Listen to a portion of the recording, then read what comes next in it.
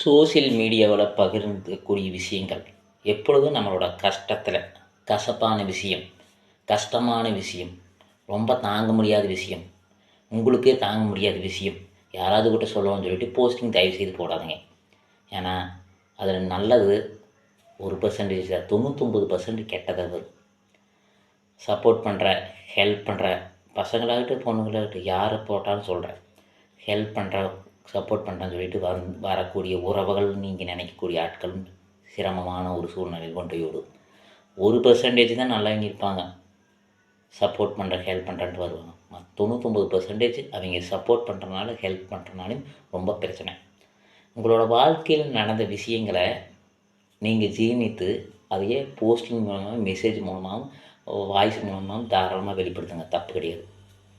அது யாராவது கற்றுக்குவாங்க. ஒரு மோட்டிவேட்டாக இருக்குது சின்ன சின்ன பசங்களுக்கு, பெரிய பெரிய ஆட்களுக்கு, நிறைய இயக்குனர்களுக்கு, குறும்படம் எடுக்கிறவங்களுக்கு, பாட்டு பாடுறவங்களுக்கு, டான்ஸ் ஆடுறவங்களுக்கு ஏதோ ஒரு உந்துதல் இருக்குது. உங்களோட கஷ்டங்களை சொல்லும் பொழுது நீங்கள் திணறி, நீங்கள் கஷ்டப்பட்டு, நீங்கள் அழுத விஷயத்தை சொல்லாமல் நீங்கள் அதுலேருந்து எப்படி வெளிவந்தீங்க, எந்த மாதிரி சிஸ்டமேட்டிக் இருக்குது, ஒரு நாளைக்கு எத்தனை வேலை பார்த்தீங்க, ஒரு நாளைக்கு என்னென்ன பண்ணீங்க, என்ன சிஸ்டமேட்டிக், என்ன டைமிங்கு, எப்படி முடிச்சிங்கிற சிஸ்டமேட்டிக்கை போட்டிங்கன்னா நிறைய பேர் கற்றுக்குவாங்க. அதுதான் பயன், அதுதான் வாழ்க்கை, அது உலகம்.